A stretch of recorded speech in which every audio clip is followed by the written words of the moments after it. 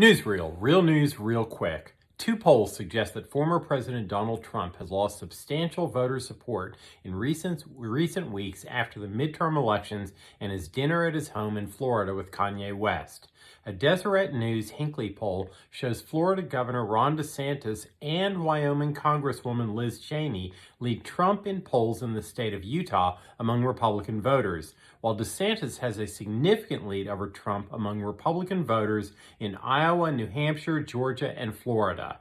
The Supreme Court's conservative majority searched for a way to allow religious business owners on Monday, like Colorado web designer Lori Smith, to opt out of providing certain kinds of services to same-sex couples while avoiding overturning decades of precedents that prohibit discrimination among customers based on factors like race or gender.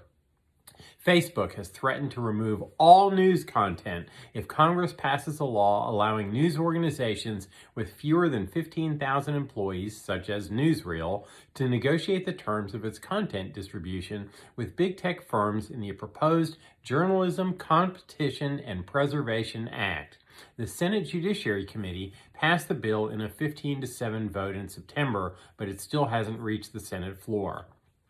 Polls opened Tuesday morning in United States Senate runoff election in Georgia, a tight race that has drawn a record number of early voters who are deciding whether to send incumbent Democrat Raphael Warnock or Republican challenger Herschel Walker to Washington to Congress's upper chamber, already under Democrat control with a bare 50-49 margin, with Vice President Kamala Harris breaking any ties.